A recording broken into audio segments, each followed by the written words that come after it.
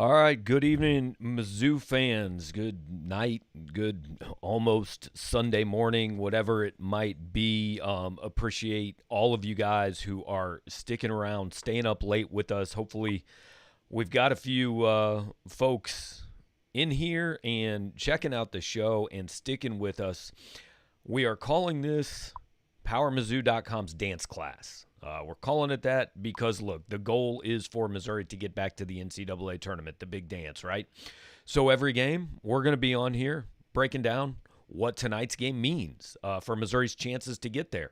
Appreciate those of you, again, who are joining us and want to get in some of your comments. We just finished up talking to Cuonzo Martin. I'm going to play that for you guys in just a minute, but just kind of to show you guys how this is going to work. All right, David Dowell in there.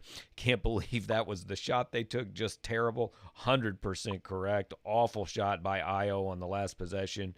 Greg Shackelford says the refs were really bad for both teams. Totally agree with that. 52 fouls. Look, Jeremiah Tillman's fifth foul was garbage. Kofi's flagrant foul was garbage. That was a flop by Mitchell Smith. It was, I don't want to say flop, but I believe he got hit, but that should not have been a flagrant foul that kind of decided the game.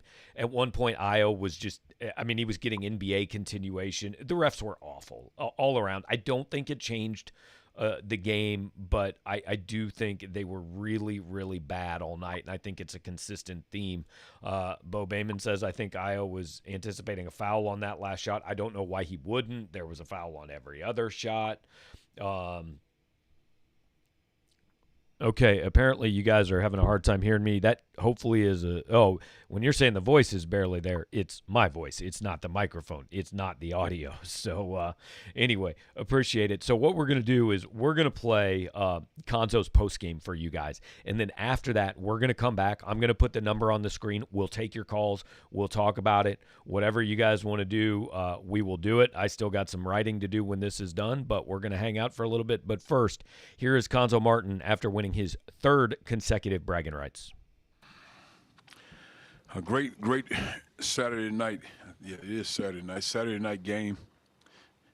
High level on both sides. Physical game. Both teams, play hard. Both teams defend.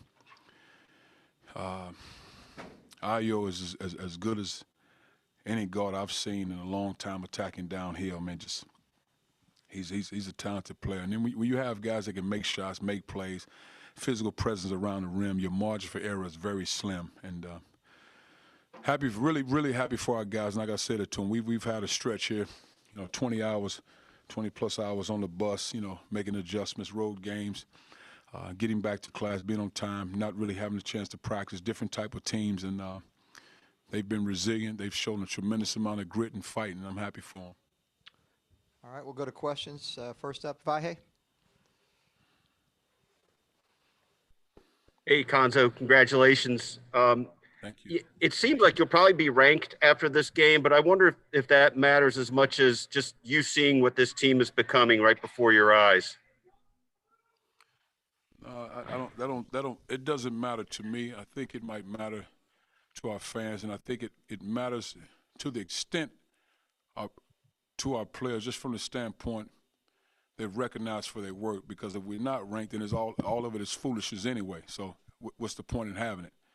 Because that means you're telling me there are 25 teams that are better than us. We beat two ranked teams. How many teams in America say they beat two ranked teams? How many teams in America say they won true road games? It's all phony to me at the end of the day. I don't know why you rank teams anyway until after maybe December.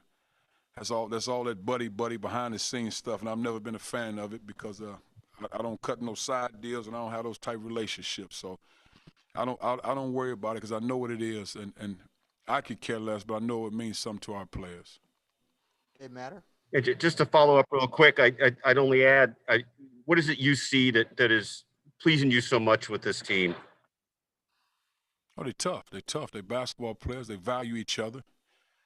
They respect. They've learned as they've grown. They've took some lumps. Now we've taken our share of lumps with injuries, tough losses, and all that. We've taken our lumps, and so now that they understand it's something bigger than a basketball game. Of course, they want to win and want to be successful. Some have aspirations of being an NBA player, but they know there are bigger things in life. And these past 8 weeks has shown us the value of life and living. So I'm happy for them. But they've really grown from young men to men. Now we'll go to Dave Matter. Cuonzo, that last possession that Illinois had, when they had about 10 seconds left, how did you want to play that? What did you expect them to do there? And what did you see how your guys defended it?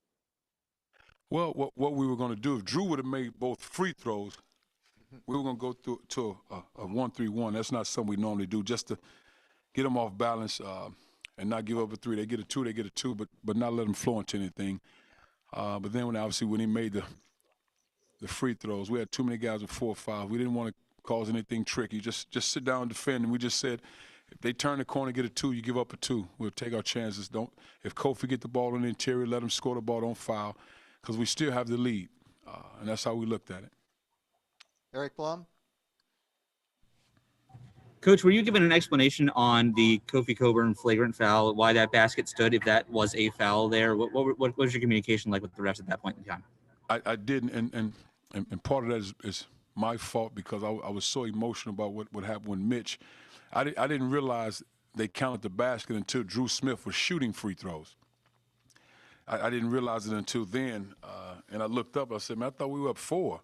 And they said they counted the basket. So, no, I didn't, but I would certainly get a call to get some information on it. I mean, I will make a call. Sawuchi? Cuonzo, what does Drew Smith mean to this team? Plays 39 minutes, leads you in scoring. Go to area for quite a few possessions. He's a fighter. He's a tough kid. He's a fighter. He competes. He's very intelligent as a basketball player. He had a very tough assignment. Again, IU had 36. I'm not sure if half of those on Drew, but what they did a good job on their ball screen switching, so he matched up with different guys to get down here. And he's a talented player. Watching film, we knew the margin for error was very slim. I'm quite sure they felt the same way. And you got to give up some. When you're talking top 5 in 10 teams, it's a reason why they're that. And you're talking about an elite guard that gets down here. And anytime you can get down the hill, the way the game's officiated nowadays, that's a major weapon on your team. CJ Moore? Hey, Cuonzo, how did you think your pace was tonight? And going back to the offseason when you made the decision to play a little bit faster, how much influence do you think that's had on you guys? I thought it was good. I thought we early, for some reason, we weren't pushing as fast and getting up and down the floor. So we did it in spurts. We didn't flow it like we needed to, but they were making baskets. They were making baskets. I didn't think we defended great at all. I thought we played hard, but I didn't think we defended great. And they did a great job, especially Cabello, turning the corner in those ball screens. And we did a better job embracing that challenge with him. But like I told the guy, he's a talented basketball player. He's a guy that's really a starter. He can make plays. He's shifty. He can read defense, and he'll be an elite guard when it's all said and done. Mitchell? Cuonzo, you talked about Drew Smith having a tough assignment, obviously, on IO. Just what gave you the confidence to stick with him down the stretch, in man on IO? Oh, we're trying to win. That's simple. So it would have been either he or Mark, whichever one, but Mark fouled out. But it was going to be one of those guys with that assignment. Colin? Hey, Coach Martin, I know you say you always like your chances in these games when you win the rebounding battle, and you did tonight.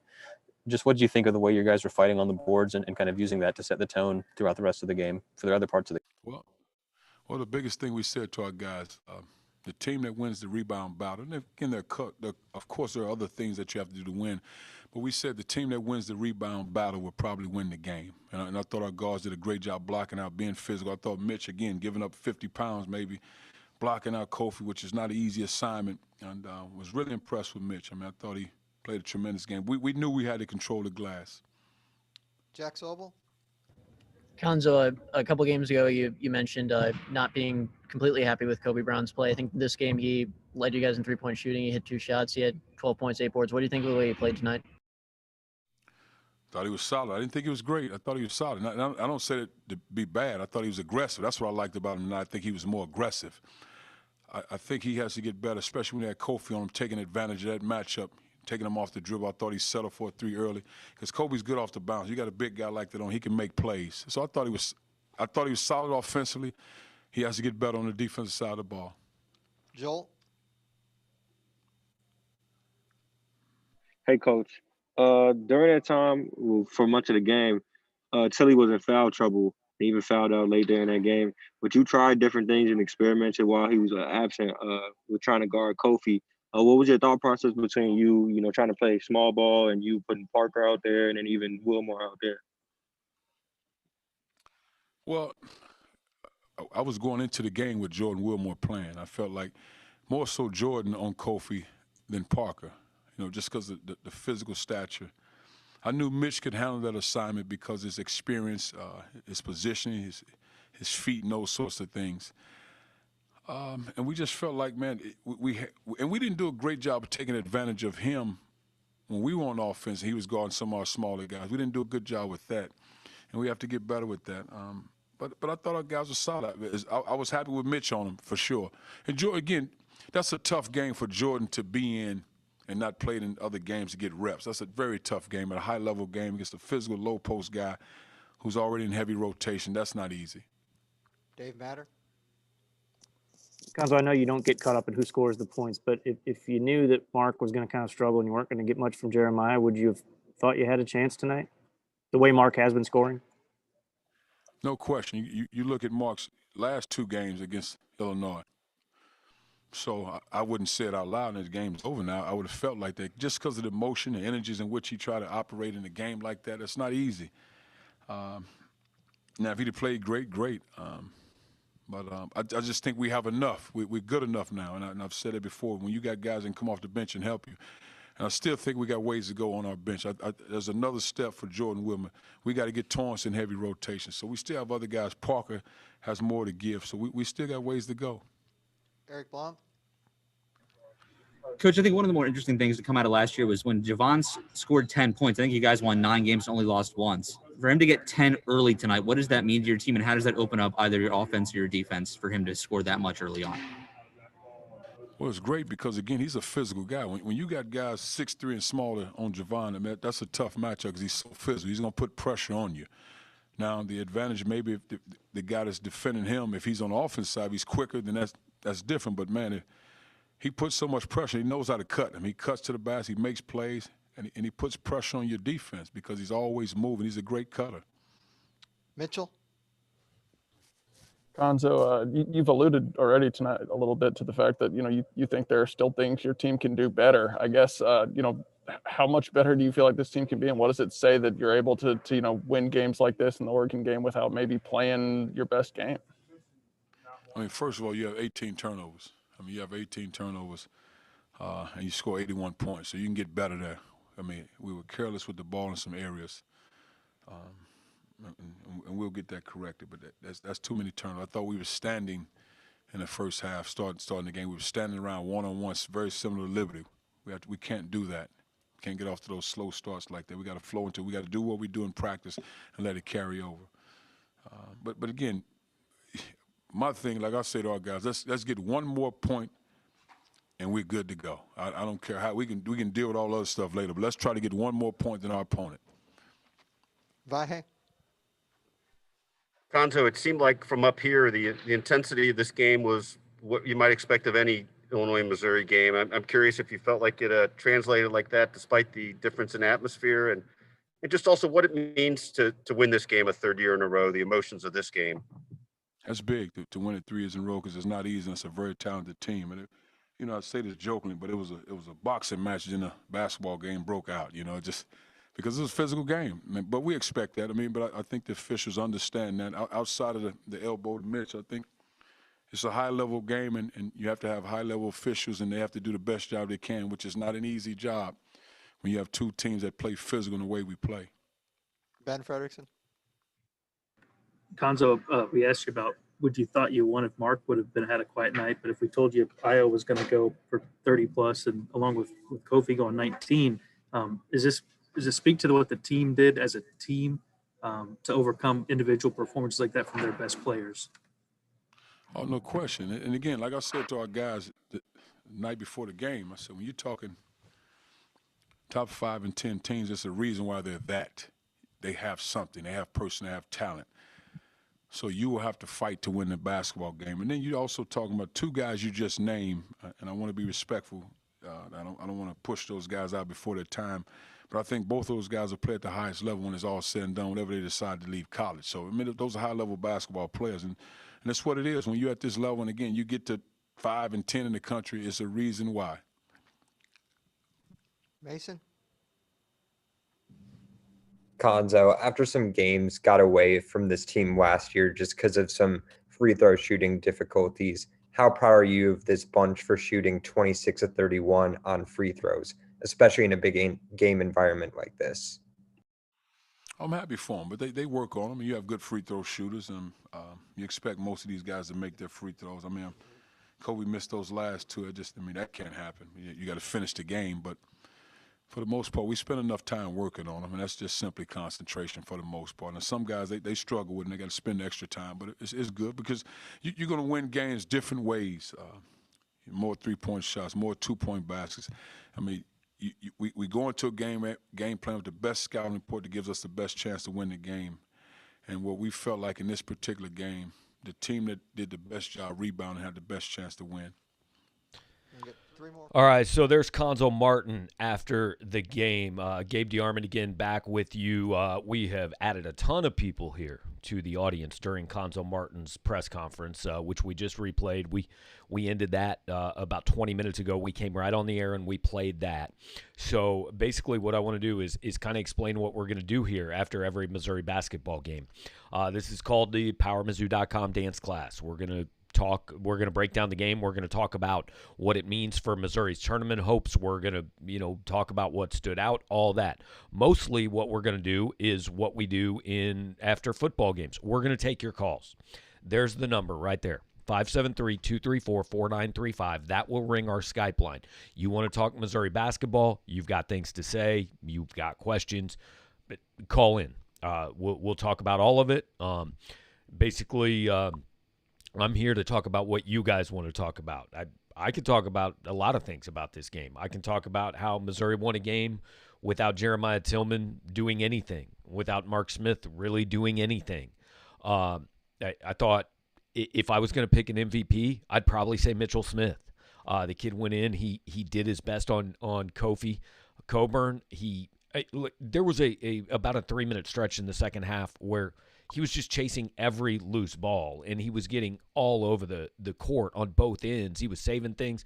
He even saved the one that John Sunvold said he shouldn't have saved. We can talk about Xavier Pinson, who I didn't think was very good most of the second half. In fact, was on the bench a lot of the second half when Missouri made a big run. But when it got to 78-76, Xavier Pinson took the ball, and he got in the lane, and he took over, and he's the guy that made the shot. This is the Missouri team Cuonzo Martin's been building toward. And I wasn't sure about it at the beginning of the year. I'm going to be honest. I was not sure about this team. I think I picked them a couple games over 500, kind of fighting for a tournament spot. This team has one huge advantage going into such a weird year. They've all played together. He knows them. He knows what his rotation is. He talked a little bit about needing to get Torrance Watson in and needing to work Jordan Wilmore in and all that, and that's fine, but he's got a rotation of about 8 guys, and it's working pretty well. This team has started the season in kind of mid-season form, and they've definitely been playing well so far. I mean, that is a good Illinois team they beat. Look, we could do an entire show on the ref show tonight. It was awful. Let's just say that off the bat, okay? The calls were bad. Io was getting NBA continuation. He was getting a call every time down the court. Until then, one time he didn't get a call. He got called for a charge. And the refs were awful, but that's not what I want to spend most of the time talking about. I want to go to the phone lines here, the 314 area code. Who am I talking to? Hey, Gabe, it's Tim from Wentzville. How you doing? Not bad, Tim. What's going on, man? Oh, not much. Hey, my question actually kind of revolved around officiating, not this game in particular, but, I think it's becoming a somewhat of a big problem within college basketball. And, I just kind of want to get your thoughts on how that gets fixed. I wish I had an answer, and if I did, it would already be fixed. But, I can't tell you how many games I've covered the last 2 years that I'm looking down and there's 48 fouls called. And it's just Right. It's out of control. I mean, and John Sunvold was on it all night, and he was saying constantly, look, these are two good teams. Let them play the game. And I really don't think the refs changed the outcome of the game.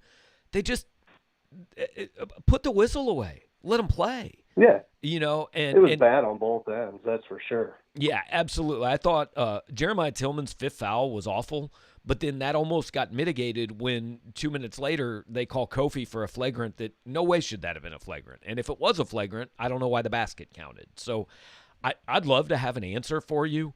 I almost just approach games now just assuming, look, the officiating is going to be terrible. I'm going to watch and analyze this game outside of the terrible officiating that I already know is going to happen.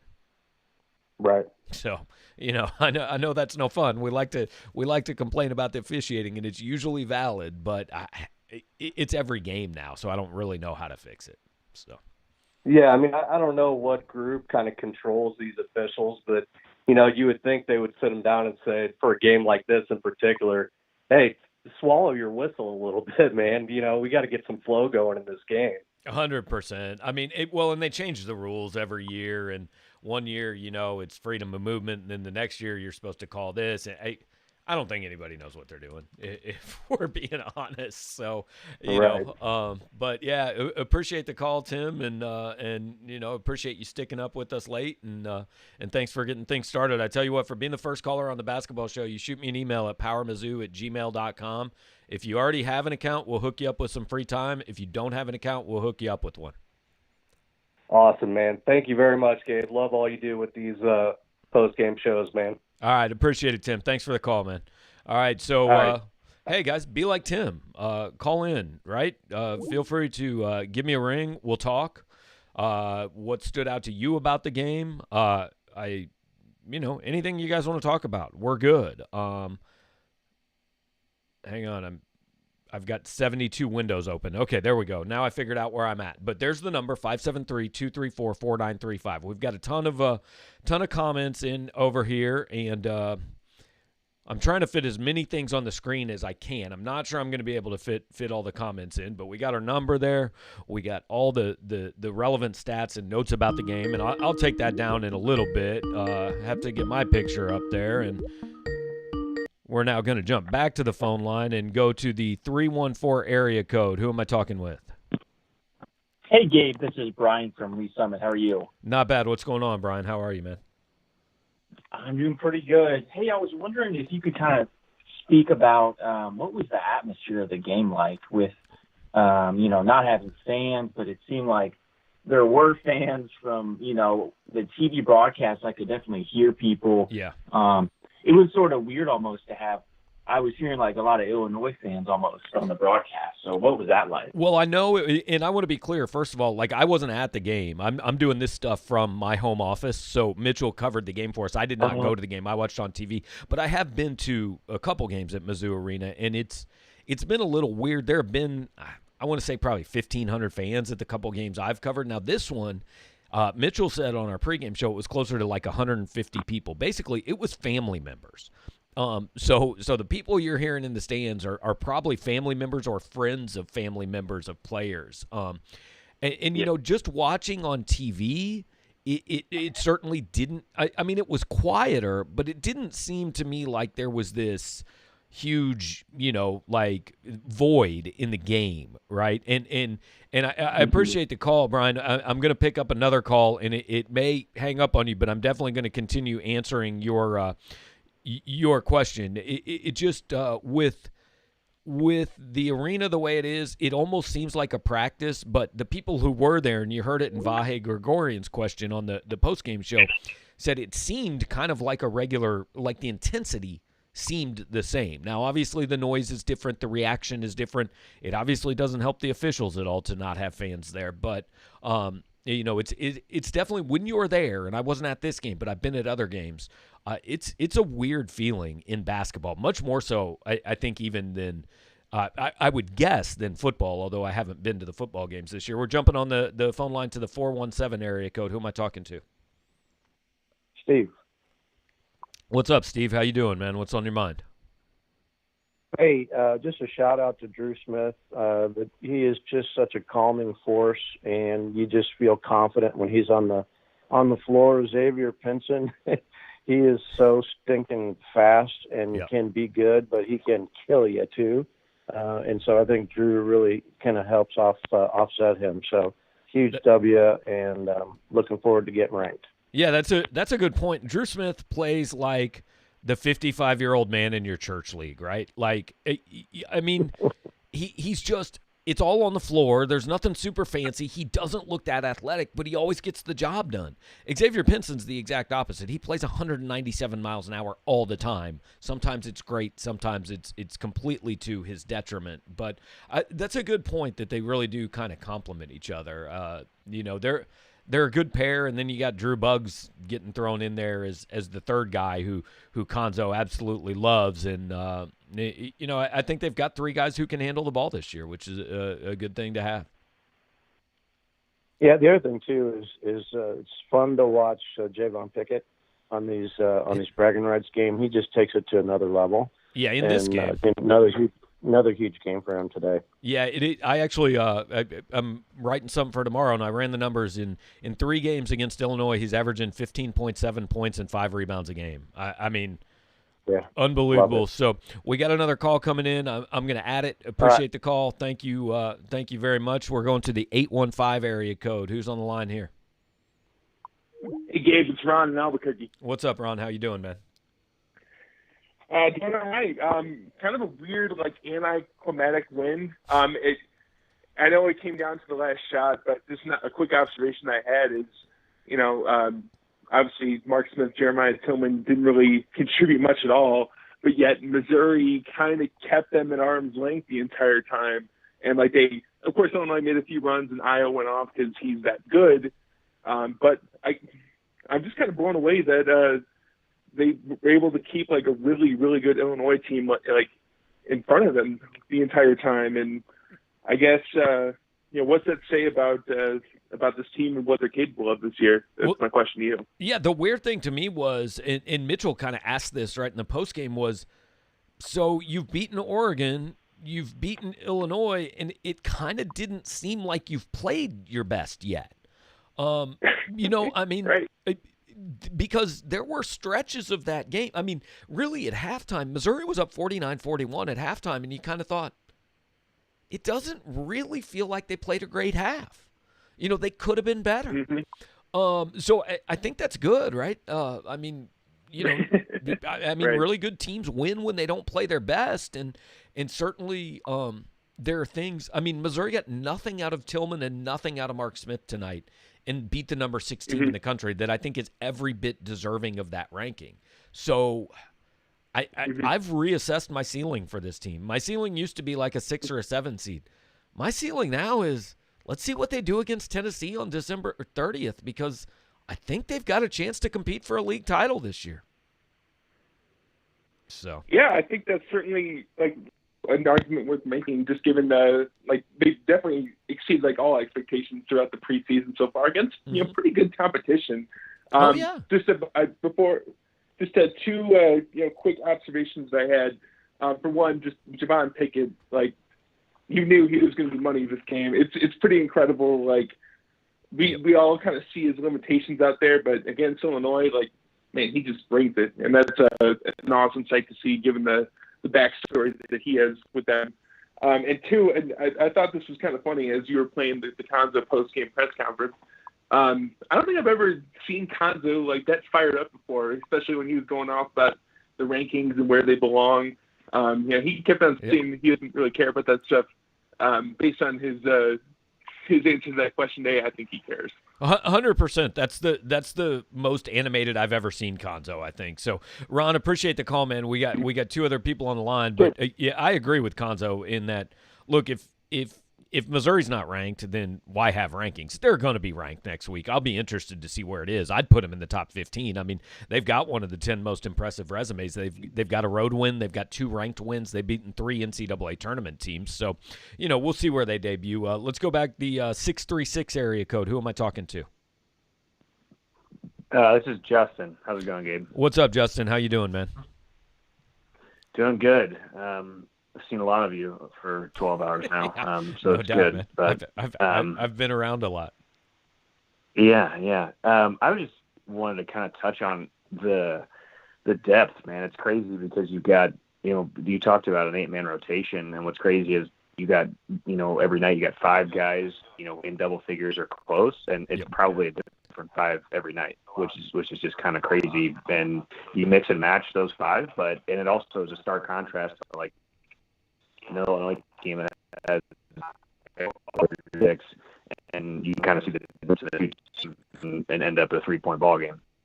Yeah, Justin. I mean, it's impressive about this team that like they don't have a star. I think Illinois had the 3 best players in the game entering the game tonight. Now, Adam Miller, I don't think played like that, but Kofi and Io were the 2 best players in this game.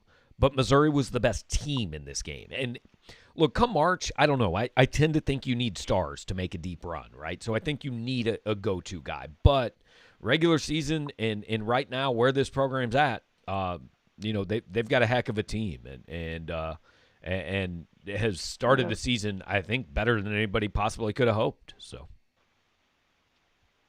do you think that they have a guy? Like, can Mark Smith be that guy, or Pinson, or is it kind of just at the end of the day we don't have that guy? No, if there's a guy who's the guy on this team, it's Xavier Pinson, and I thought that was shown tonight. Like when it was 78-76. He took the ball, he went one-on-one, and he scored. And he's the guy for 2 reasons. He can get in the lane, and he has that attitude. Mark Smith he's driving more, he's developing, but he's still a shooter. Drew Smith, he's not a takeover kind of personality. Pinson has the combination of the two. So, like, I think if you get in a game in March where, hey, you're in a tie game with 26 seconds left and you have the ball, Xavier Pinson's going to have the ball. And you saw that with 40 seconds left tonight.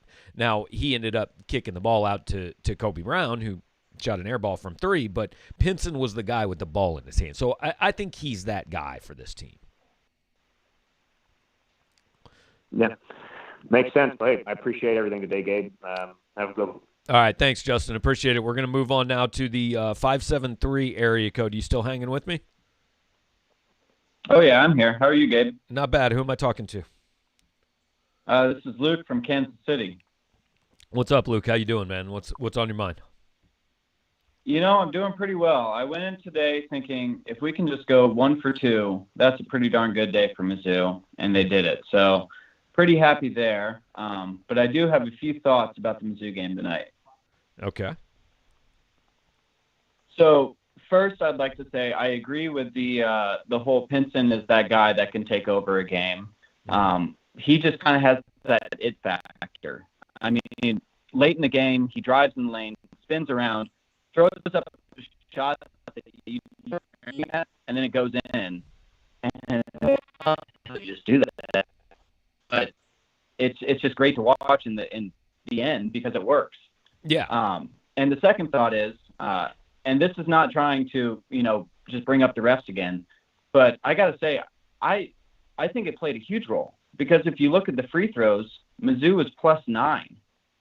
This game isn't won if Mizzou is not +9 on the free throw line. Illinois was horrible from free throws today. Right. Mizzou took advantage of the refs being horrible and calling every foul, and Illinois didn't. That's a fair point, but that's more execution than the root cause, right? The refs didn't cause Missouri to win the game.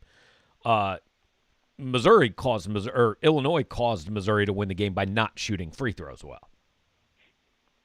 No, I agree. I absolutely agree. But in a game like that, it comes down. You have to take advantage of the situations that are presented to you. 100%. And in this case, Mizzou did tonight, and Illinois didn't. And so when you out-rebound a team and you're +9 from the free throw line, it is extremely hard to win that night if you're on the losing end of those two metrics. Yep. 100% agree. Yeah, and Missouri free throws absolutely won this game. I mean, Missouri won by 3. They had a +9 edge at the free throw line. So, look, I'm not great at math, but I'm good enough to figure out that one. Yeah, and neither team really shot well tonight. I mean, I'm looking at the team stats tonight, and it was like both teams were pretty well neck and neck at 23% from 3-point land. Like, That is just horrible. Yeah, that's bad. They were That's bad. average from field goal percentage. I mean, hovering around 50%, like pretty good, but just could not shoot behind the arc. Yep. Just a ton of free throws. And, you know, at the end of the day, you got to take what you get, and Mizzou got it. And this is finally a team that really embodies what Cuonzo is as a coach.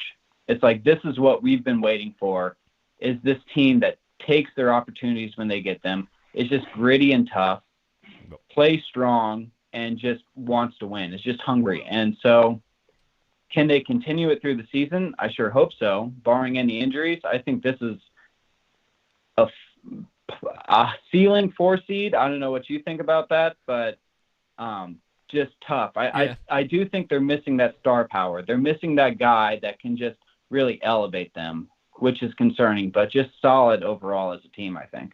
Yeah, I agree with all your points, and I appreciate the call. I'm going to jump to another call just because if I get too many people on the line, it really messes up with Skype. But appreciate the call. Agree with all the thoughts there, really. So I've got 2 people on the line from the 314 area code. If you're not, this is the only way I can do it. So if your number ends in 400, I'm talking to you right now. What's going on? What up, Gabe? This is Demetrius. How you doing today? What's up, Demetrius? How you doing, man? Good to hear from you. I'm good. I'm good.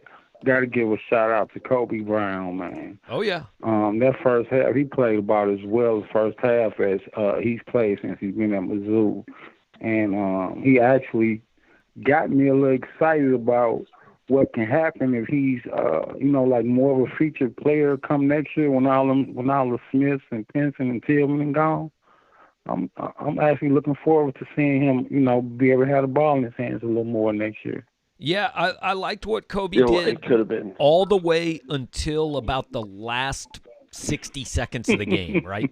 The last 60 seconds were not going to be on Kobe's highlight reel. But the first 39 minutes, I thought he played really well. So, yeah, but no, I like this team, man. I know you and I have both had some skepticism about this program and this coach, but like this looks good right now, right? We can admit that. I agree, and like my biggest complaint from the previous years was that old Big Ten walk the ball up the floor, and they getting out and running, and these kids, that's what they want to do. They want to run, 100%. And that's more, conducive to getting high-level recruits too, I would think. Yep, he's letting them play, and he deserves a ton of credit for that, man. Demetrius, I appreciate it, man. I got a couple more guys on the line, so I'm going to let you go. Evening, thanks for the call, buddy. All right, we're staying 314 area code, ends in 06. You there? Yep, I'm here, Gabe. All right, appreciate it, man. I know you've been trying to get through. I'm jumping through a bunch of calls. There have been more people online than I thought at 11 o'clock on a Saturday night. So what's going on, man? Hey, I appreciate it, man. So first things first is, so next time I see you at a Cardinal game, can I get you wearing a Cardinal hat? That's a big thing.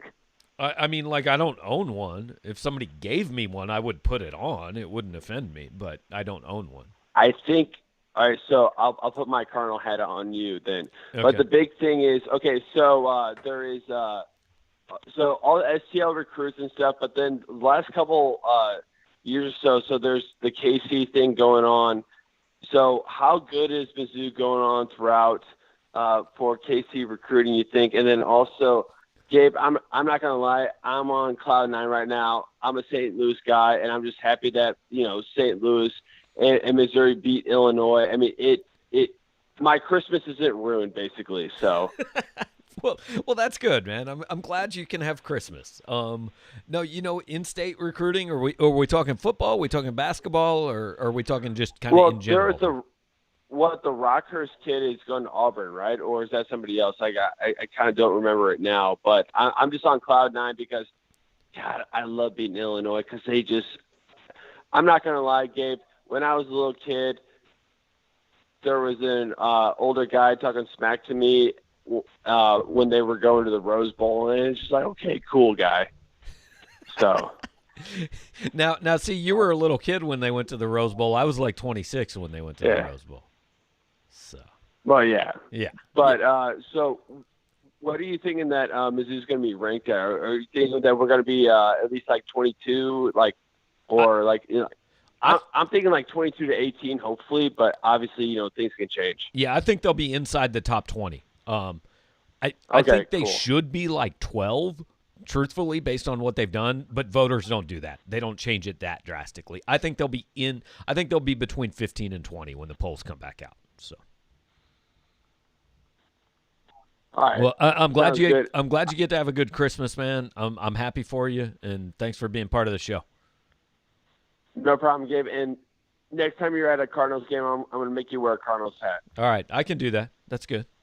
All right. We're good. Cool All right. beans. All Thanks right. for the call, man. See you, Gabe. We're going to the 307 area code. Appreciate you hanging with us. Who am I talking to? Hey, Gabe, it's Jim Bob in Wyoming. How you doing today? Not bad. Wyoming. I knew I recognized that area code, man. I used to live up just like 40 minutes from the Wyoming border. Yeah. What's going on? Well, so I grew up becoming a big Mizzou sports fan, say early 90s. Okay. Early mid-90s when I started being old enough to really start watching games. So I grew up with basketball being our primary sport.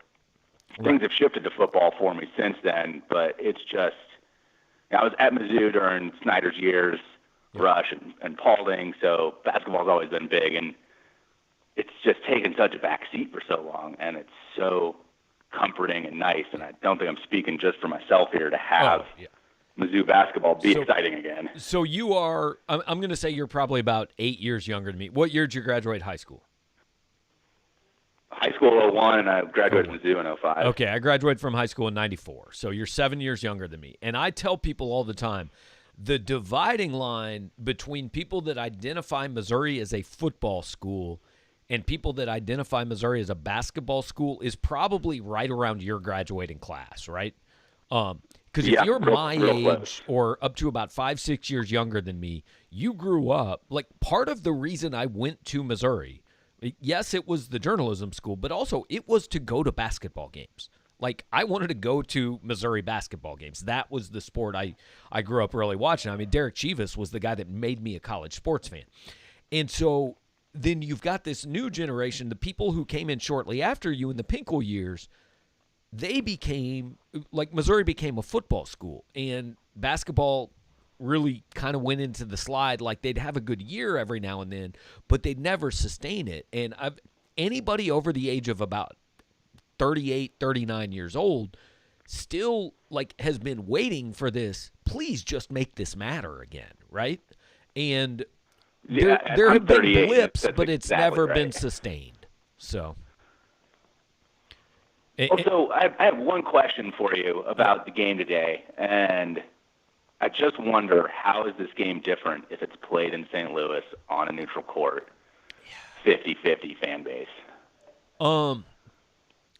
Yeah, I don't really know because, like, I think I really have always been a believer that the big thing the crowd influences is the officials, right? Well, when you're in St. Louis, theoretically, they're not going to influence one way or another. I mean, people boo every single call there at that game, right? Right. I mean, the officials were bad here. They would have been bad there. They would have been bad in Champaign. I don't know that this game changes a whole lot because I think the only difference this year is like what floor you're playing on. Like there is no home court advantage. It's just like different wood, right? So with the crowd and lack of a crowd and all that, I don't think it changes the game a whole lot. Now maybe that's wrong. I don't know, but I don't know how playing it in St. Louis would have made tonight's game tangibly different, honestly.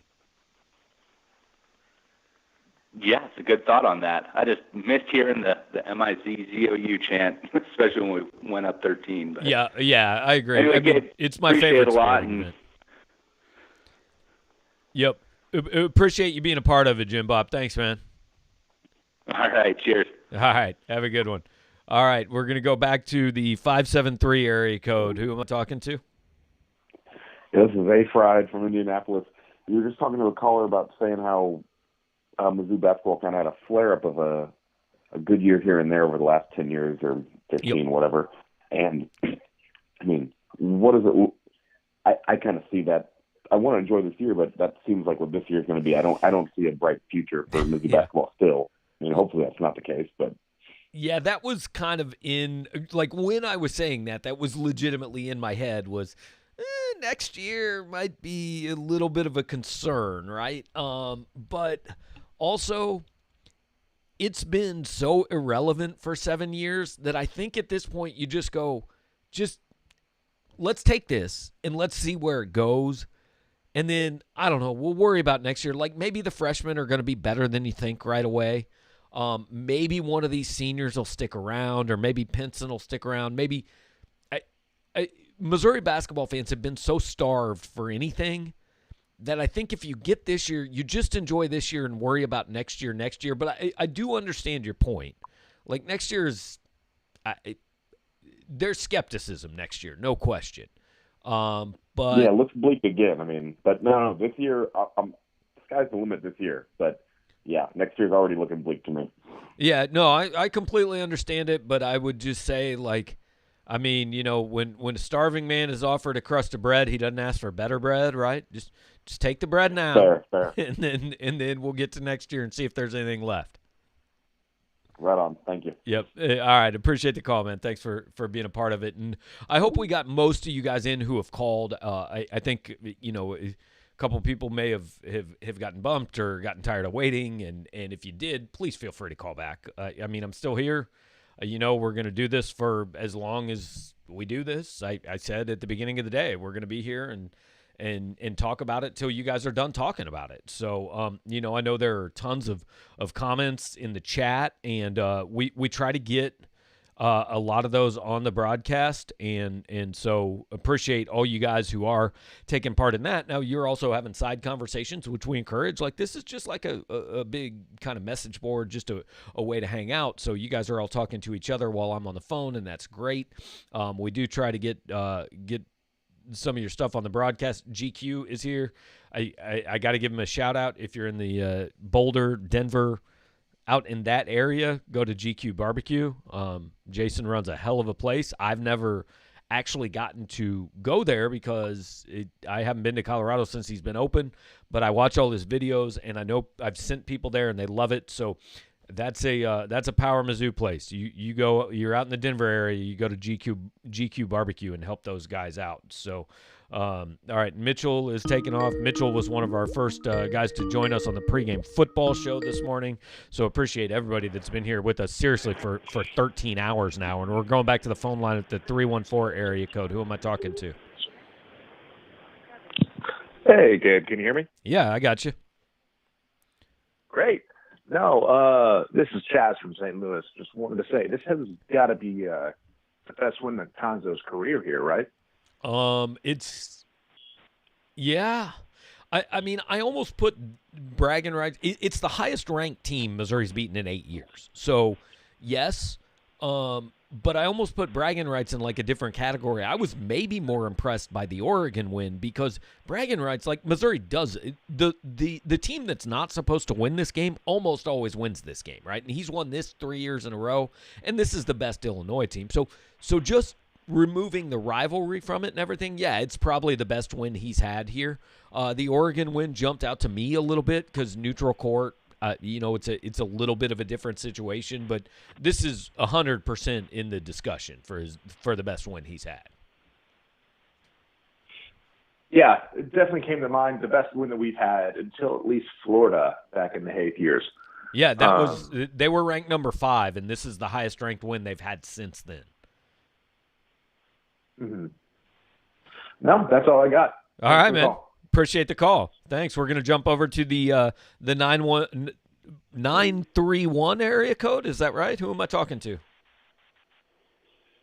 Oh, hey, this is Tony. I'm originally from St. Louis, but I'm actually calling from D.C. Okay. What's going on, Tony? How you doing, man?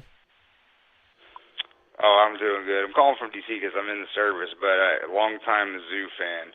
And the Braggin rights game, no matter how relevant Missouri is always a holiday tradition to watch. And tonight is absolutely amazing because of just how we came into this game at 4-0, and to play a Braggin Rights game where Illini is number 6, and we're always beating Illini, so why couldn't we beat them tonight at number 6, and to put us up into the rankings and kind of have some relevancy again, as we've been starving for basketball ever since losing to Norfolk State 7 years ago. 100%, man. Yeah, you're right on all that. And Tony, man, we want to say first of all, from me and everybody watching here, thank you for your service, and hope you manage to be able to maybe get home over the holidays and enjoy that and enjoy the win and all that. But it's been a long haul for Missouri basketball fans over the last few years, and this is one that I think everybody will enjoy, especially after the football game. Kind of a nice little bounce back to end the night. Well, I'm a little worried after this game, though. Let's enjoy it. Okay. But honestly, the game was won at the free throw line, and Mizzou played. Let's look at this comparison. We had to play a perfect free throw game just to barely win a game that's where the other team wasn't so good.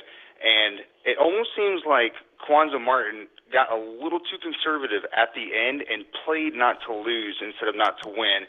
And it almost seems like the guys, when they're driving in the paint, they need to be a little bit more selfish and just go for the points instead of just kind of playing around with the ball, because it almost cost us a couple points here and there, and it put us on the fence.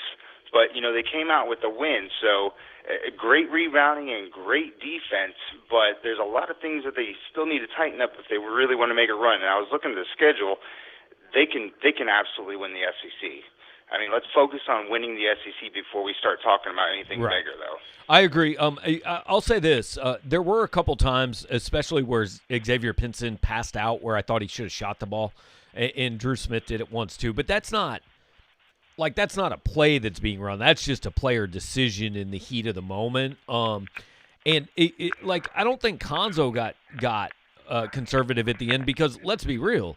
If Drew Smith and Kobe Brown just make free throws, you're not as nervous as you were right at the end. So I don't think that's coaching so much as it was just, hey, guys didn't quite execute down the stretch. But Tony, I tell you what, man, I'm getting another call. I really appreciate it. I tell you what, if you shoot me an email at powermizzou@gmail.com, I want to see if I can hook you up with some free time on our site to thank you for your service and for everything you're doing for us.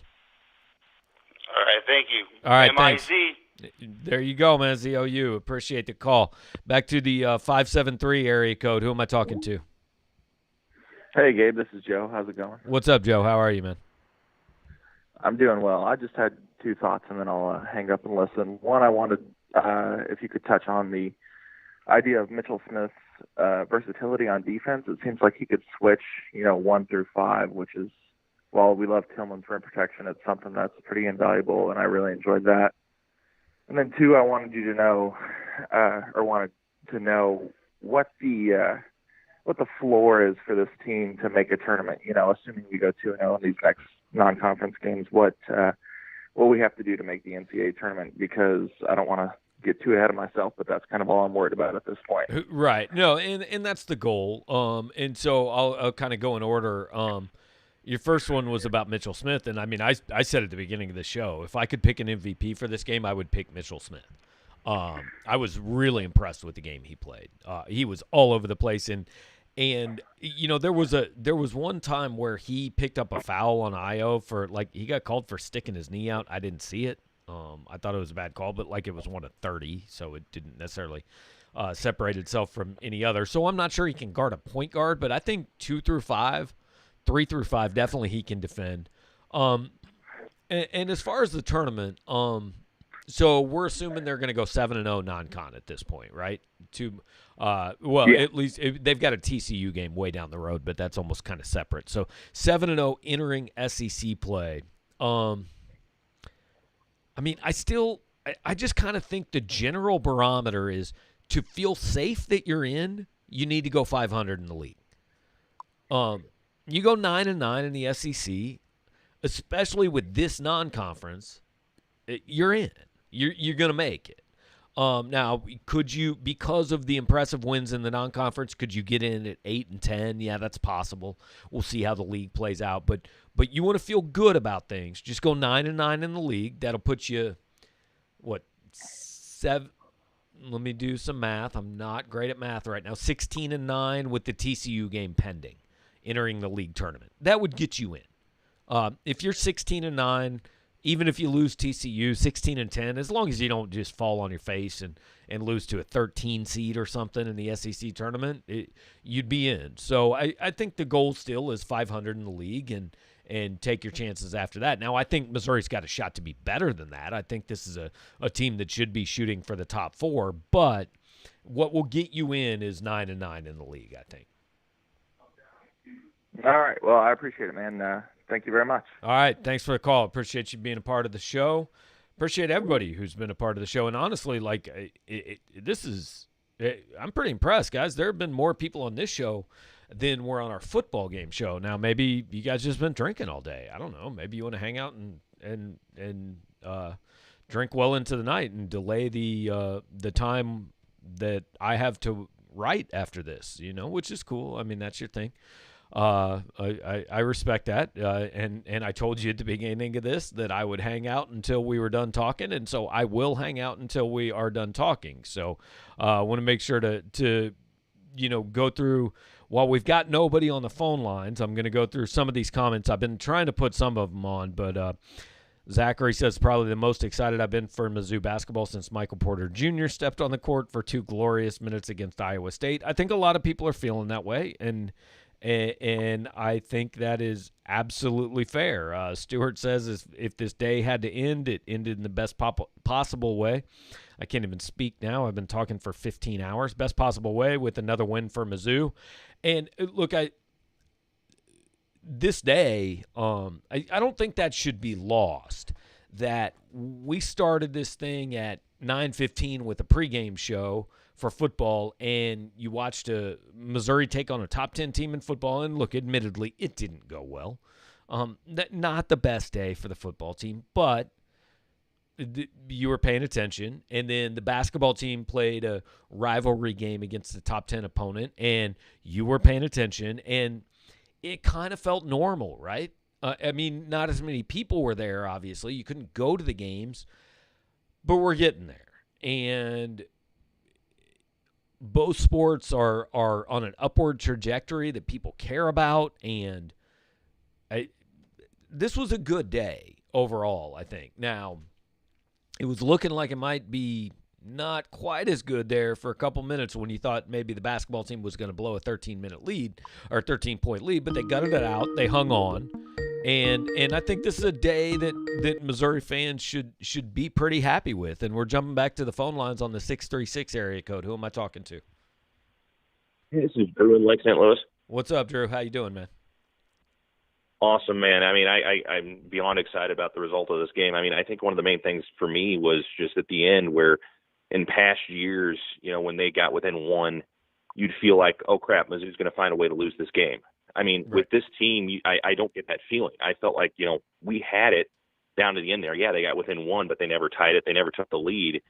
That, to me, was one of the most impressive things about this team. They don't seem to get rattled. I mean, you can talk about the free throw shooting at the end, and that's, some of those are fluky, whatever. Right. But the veteran presence of not being able to get rattled at the end of some of these games, I mean, even with Oregon, they pulled it close. Liberty, I mean, coming back from that game. I mean, going back a couple of years, I always have thoughts of that LSU game. I think it was 2-3 years ago where we were up 12 with like 2 minutes left and ended up losing it. Yep. I don't see this team doing that. And that, to me, it's just amazing to watch that. To me, it gets me excited to watch basketball again, and I just love that. Yeah, there was a brief minute when I think Illinois got the ball with the game tied, and I thought, this looks bad. I thought Iowa was going to drive and get fouled and all that, but it didn't happen. I mean, Missouri deserves credit, right? I mean, that's legit. I think Illinois is deserving of the ranking. They made a run because that's what good teams do, and Missouri survived the run.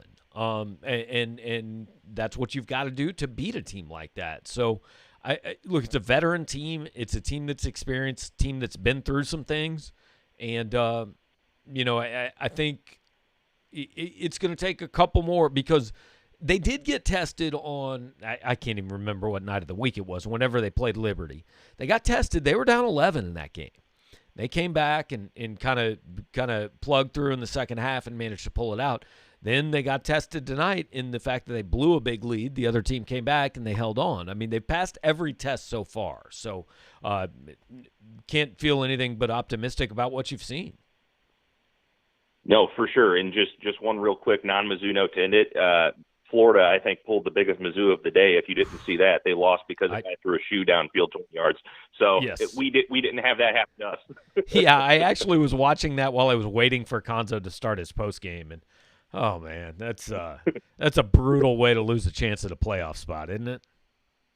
Exactly. So I appreciate it, Gabe. I'm sure you had a long day. I'll let you get back to it. Thanks. All right, thanks for the call, man. Appreciate you being a part of the show and rolling through some of these comments now and trying to catch up and look, we're having a little fun with some of the graphics, trying to figure out some new things. And we started this back in August with the football show, or well, I guess September with the football show, and now we feel like we've gotten a little better and we can do a few more things with basketball. So we've got like the fancy little window here, we've got some different backgrounds, trying to figure out some different things with some of your comments, just kind of playing with some of the graphics. I mean, look, it's late on a Saturday night. We've been doing this for 14 hours, so we're going to dick around a little bit. You can deal with it.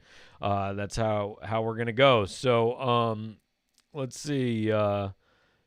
USC came back apparently. Got a shout out GQ for being maybe the only person I know who watches Pac-12 football. So congrats on that. But yeah, Braggin rides thrown shoe and the USC comeback. Let's see. Mizzou fans crack me up. So conditioned to expect the worst that even in a win, many want to spend their time talking about later. Yeah, it happens. That's. I mean, it's a natural worry about next year. But right now, I'd say enjoy this year, and you worry about the rest later. Tyler, appreciate the shout out, man, for Mitchell and I. But hey, we're just we get paid to do this, So you guys thank us on payday and all that. So thank you again. I've said this almost every week. These shows only work if you guys take part in them, right? Like I sat there and waited for Cuonzo for 20 minutes after the game and thought, I'm not sure anybody's going to be on this post game, and we've had over 150 people on here the whole time. So these shows only work if you guys take part in them, and we certainly appreciate all of you that are. Todd says get some sleep. Look, Todd, you get some sleep, man. You've been here all day. You were on our pregame show. I'll get some sleep. I still got to write a little bit afterwards.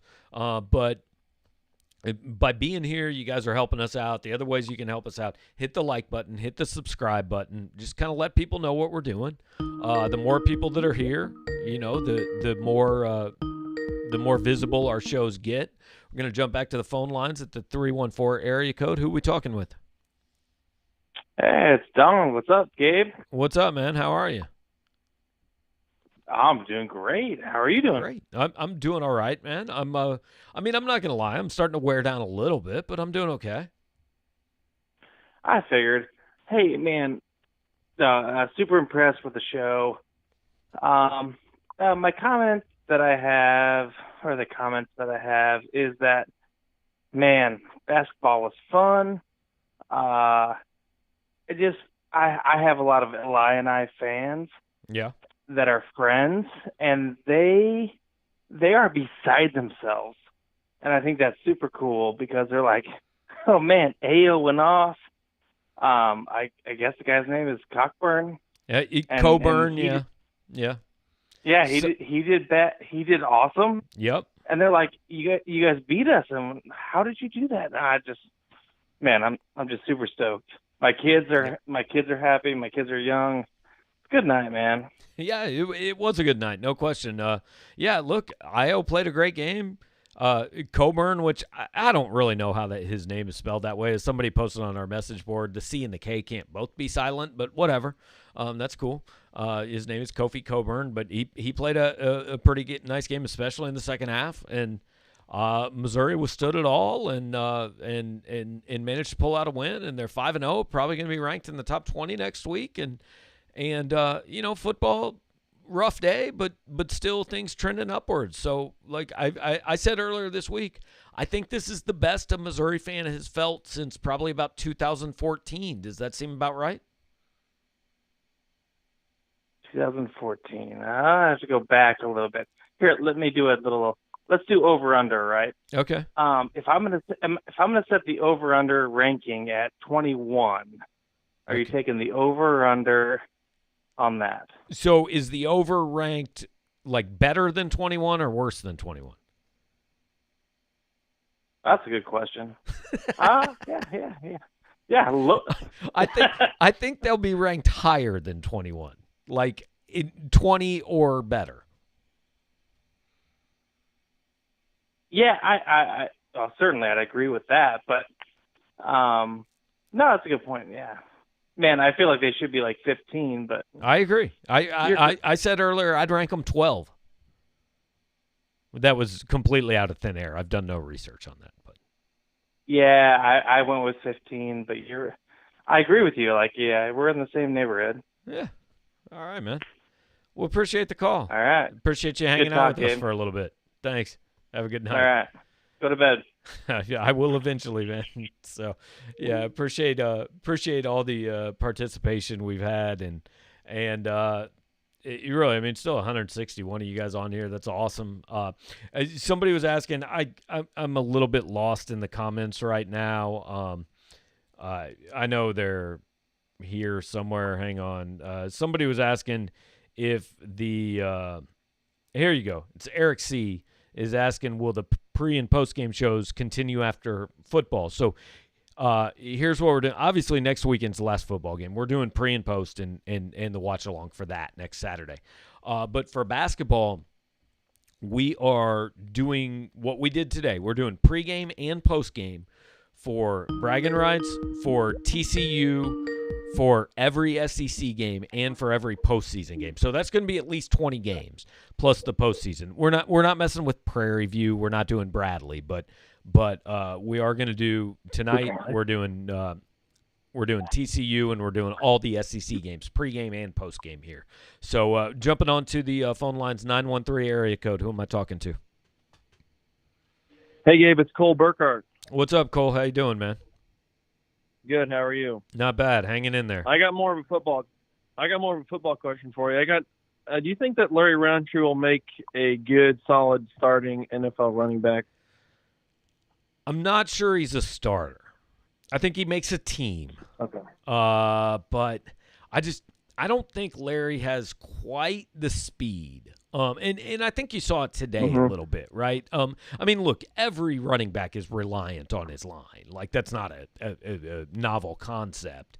But they're just I mean, when there was nothing there, and he couldn't go make something against an elite defense. And I think you have to be able to do that maybe a little bit in the NFL. I think Larry makes a team. He's a special teams guy. He's a guy that plays a role in the NFL, but I'm not sure he's a starter. Yeah, I'd have to agree with that. Yeah. I got to give us another shout-out to Paul Burkhart also. I'm with him right now. So yeah, Paul is the guy that did all these graphics, and they're awesome, man. So, yeah. All right, Gabe. What's up, Paul? Thanks for all your work. Thanks, guys. Appreciate the call in. Appreciate you taking part in the show. And, yeah, Paul Burkhart, like I mentioned him earlier, but 100%, like he made all these graphics for us because I don't know what the hell I'm doing with stuff like that. So he made all these things for our basketball shows and our football shows, and he's the one that makes this actually look decent. I just talk a lot. So my one talent today has been in 14 hours, I haven't lost my voice. So whatever that counts for, that's something. But Paul made it look good. Jonah Roberts is the one that sells some of the sponsorships and makes it happen. You guys provide all the content. I just got to sit here and talk a lot. So I'm good at that, I guess. So I'll take it. But appreciate all you guys hanging out with us. And we've still got a lot of people on here. But I feel like we've broken this game down from pretty much every angle. I feel like we've been going for 14 hours. I feel like I still have writing left to do. And so I think I'm going to go do it, to be quite honest. So there will be basketball games. We'll go a little longer than an hour and 15. But this one just, hey, Saturday night, still get it right for Sunday morning, all that. I think I'll probably go get the writing done. So just count on this. Again, Illinois, can't quite hang up yet because we got another call. So 314 area code. Who am I talking to? You talking to Isaiah. What's up, man? How are you? Can't call it, man. I'm checking out your podcast here on, was that Power Mizzou? Power Mizzou, yep. Yeah, I want to speak about, man, I'm really loving this Mizzou basketball team right now. And after beating Illinois, it's still early, but I will put them now at number 13. Number 13. Ranked number 13.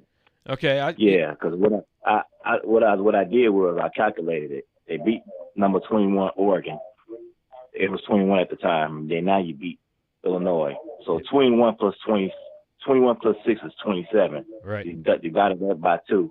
You got 13. Put them at 13. I'm impressed. You actually put thought into that. I just pulled 12 out of the thin air. So I like the way you did that. That makes sense. There's a formula to it. Yeah. Yeah, I'm good with that. Well, I guess we'll see Monday how they gonna plan it out. Yeah, and I think we're both going to be too high. I think they're going to be like somewhere around like 19 or something like that. Yeah, I think they should be ranked higher than that because Illinois beat Duke on the road, and we beat Illinois. So 100%, man. Totally agree. I tell you what, I got to grab one more call. So appreciate you hanging out with us late and giving us a call and being part of the show, man. Thanks a lot. All right, no doubt, man. You keep up the good work. All right, thanks. Have a good night. We're going to the 816 area code. Who am I talking to? Hey, Gabe. This is Mike. What's up, Mike? How are you, man? Hey, good, Gabe. How are you? Not bad. Hanging in. Yeah. So, question, and I hate to ask this question. So, we gave up a lot of yards on defense against Arkansas. Right. I know it's Georgia. We did give up 600 yards against Georgia. Yep. So let's say we go in next weekend, we play Mississippi State, we give up 450 yards, 500 yards. Do you think in the back of Eli Drinkwitz's mind, he might have a defense coordinator lined up thinking, hey, Ryan, you did great for us for, a couple of games, but, we might need to try something new. I want my D coordinator in there. And let's say he does pull the trigger. We want to get a D coordinator in there. Who do you think, or better yet, who do you think we should get as a D coordinator? Yeah, I think it's possible that that they do something. I'm not sold that Drinkwitz is a guy that's going to go, hey, in the middle of a pandemic when we didn't have our guys here and all that, I'm going to fire the DC when like he had guys opting out with 2 games left to go and everything, right? It's possible he could, but I'm not sold that's going to happen. Also because he's been a head coach for 2 years. His defensive coordinator was a guy at App State that he did not bring here, and then a guy he kept from the previous coaching staff. Like, he's an offensive guy. I don't know if he has a defensive guy that he wants to hire, right? I don't know what his connections or thoughts are there. I mean, he kept 3/5 of the defensive staff. So part of me thinks he just came in and said, hey, I'm going to run the offense. Defense was pretty good last year. I'm good with that. Let's stick with that and see how it goes. And my inclination is he will probably give Walters another year if Walters wants to do that and doesn't get a job offer somewhere else or something. But it's not out of the question, considering how the defense has played most of this year, that they make a change. Yeah, do you think he can lure in an attractive defensive coordinator? Because he's a sweet talker. Yeah. We've seen his press conferences, and Right. he's a good recruiter. So do you think he can lure in some attractive defensive coordinator that we might be surprised about and be like, hey, okay, we're gonna be back on maybe a top 10 defense in the nation in the future? Yeah, he could. What I found in guys that become head coaches, it's often about what connections they've made over time, right? Like, hey, I know this guy from coaching with him at, East Arkansas Tech 12 years ago or whatever that we might not know about. I remember when Barry Odom got the job, like you wouldn't naturally connect Barry Odom and Josh Heupel, but they had talked for years about working together because they knew each other way back when. And so maybe Drinkwitz has a guy like that. If he does, that certainly is something that I just don't know him well enough yet. I mean, like I said earlier this week, I've met him in person like 3 times because the circumstances this year have been so weird. So I haven't gotten enough of a relationship with him to really know who he knows.